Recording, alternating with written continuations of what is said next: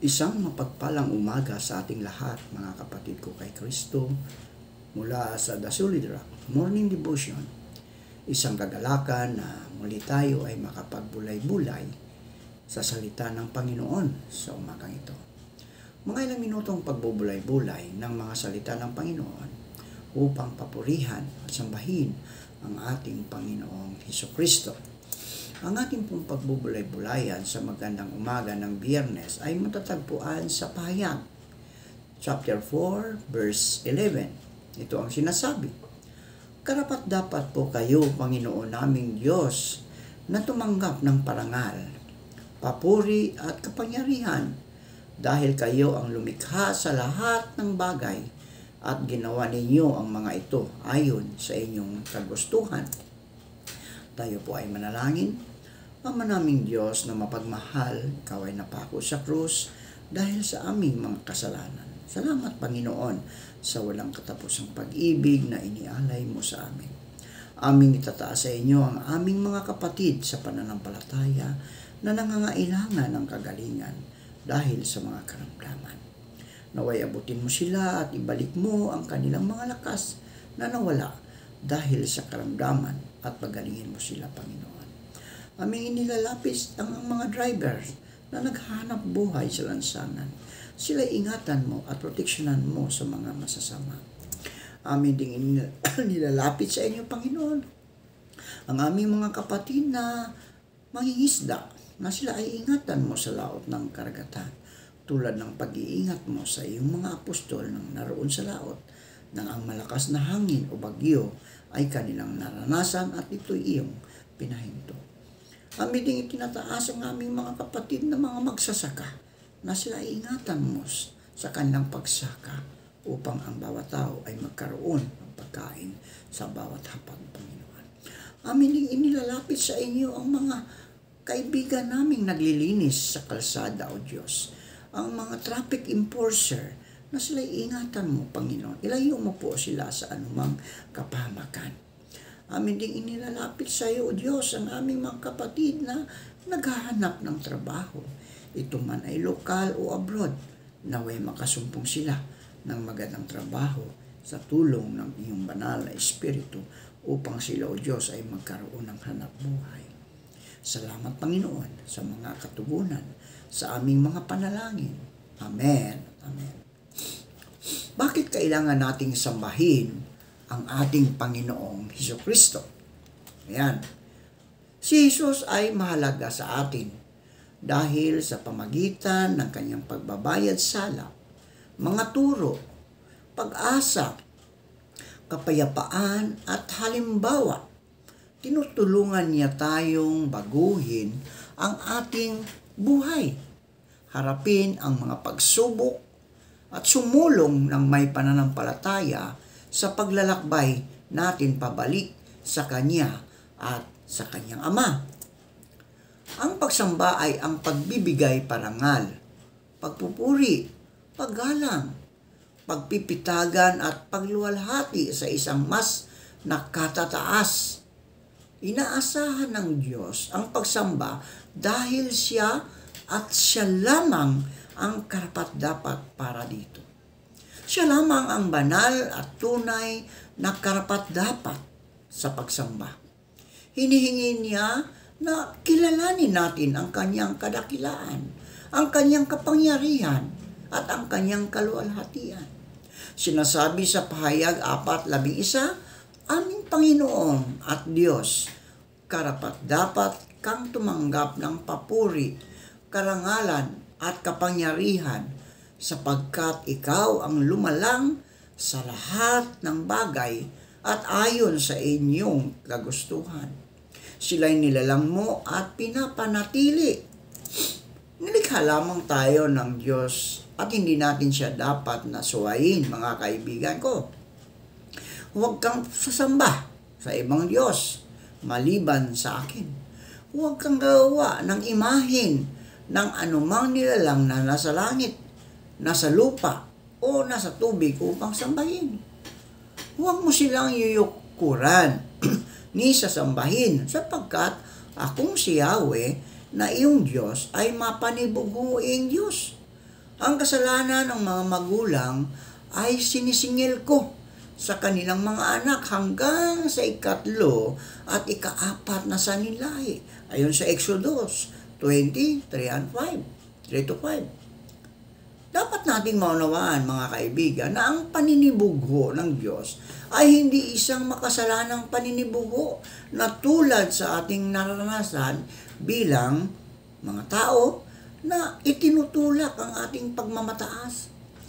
Ang paninibugho ng Diyos ay banal at makatwiran dahil hindi niya hahayaan na ang kaluwalhatian sa kanya lamang narapat at ay iukol.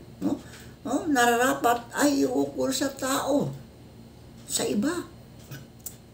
Inaasahan ng Diyos, mga kaibigan, na atin siyang sasambahin bilang kapahayagan ng ating paggalang at pasasalamat sa Kanya. Ngunit inaasahan din ng Diyos na magiging masunurin tayo sa Kanya. Hindi lamang niya ninanais na ibigin natin siya, ninanais din niya ang magiging makatuwiran tayo sa ating pakikitungo sa isa't isa at ipakita ang ating pag-ibig at kahabagan sa iba.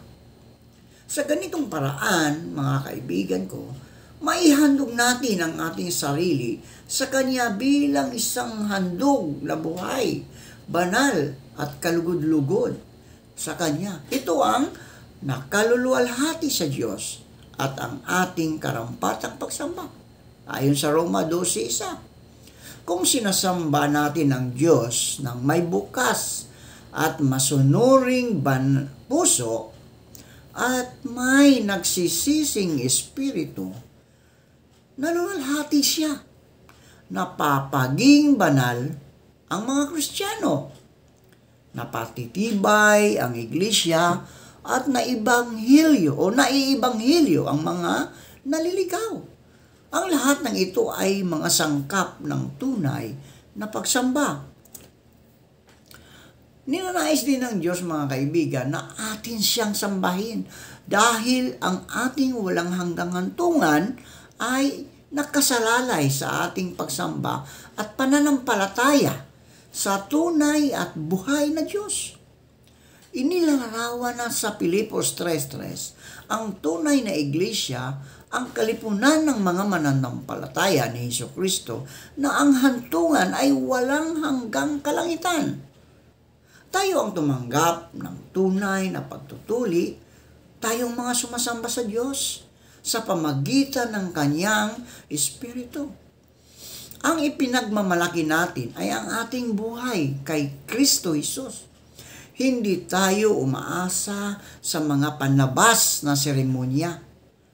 Sa ibang salita, ang iglesia ay natatangi sa kanyang pagkakakilanlan bilang bayan ng Diyos. Ngunit hindi sa pamagitan ng pisikal na pagtutuli. Ang iglesia ay binubuo ng mga sumasamba sa Diyos sa kanilang espiritu na nagagalak kay Hesukristo at hindi nagtitiwala sa kanilang sariling kakayahan para sa kanilang kaligtasan. Ang mga taong hindi sumasamba sa tunay at buhay na Diyos ay hindi sa Kanya. At ang kanilang walang hanggang hantungan, mga kaibigan, alam mo ba kung saan? Doon sa apoy ng impyerno.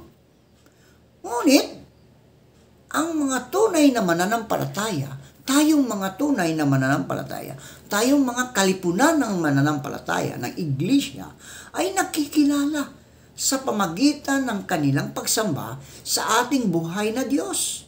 At ang kanilang walang hanggang tahanan ay nasaan ba, kaibigan? Doon sa langit. Kasama ng mga anghel na nagpupuri sa nag-iisang Diyos at tagapagligtas na kanilang sinasamba at pinagpipitagan. Inaasahan, mga kaibigan, hinahanap at hinihingi ng Diyos ang ating pagsamba dahil siya lamang ang karapat-dapat. Dahil likas sa ating mga Kristiyano na sumamba sa Kanya at dahil ng ating walang hanggang hantungan ay nakasalalay dito. Nakasalalay dito mga kaibigan. Ito ang tema ng kasaysayan ng pagliligtas ng Diyos, ang pagsamba sa tunay, buhay at maluwalhating Diyos. Manalangin tayo. Panginoong Hesus, tulad ng mga alagad mo, nagpapasalamat po kami sa inyong pagtitiwala at pagtawag sa amin para kami ay maglingkod, sumamba sa iyo kahit hindi kami karapat-dapat, Panginoon. Makakaasa po kayo na hindi po namin sasayangin ang magandang pagkakataon na ibinibigay ninyo sa amin. Sa umagang ito, Panginoon, dalangin ko ang lahat ng nakikinig ng iyong mga salita ay pagpalain mo. Ingatan mo sila, Panginoon, kasama ng kanilang buong sambahayan. Anuman ang kanilang mga ginagawa, Panginoon, tulungan mo sila. Ilayo mo sila sa kapahamakan. Pagpalain ka nawa ng Panginoon at ingatan ka. Paliwanagin nawa ng Panginoon ang kanyang mukha sa iyo at mahabag sa iyo. Ilingap nawa ng Panginoon ang kanyang mukha sa iyo at bigyan ka ng kapayapaan. Amen.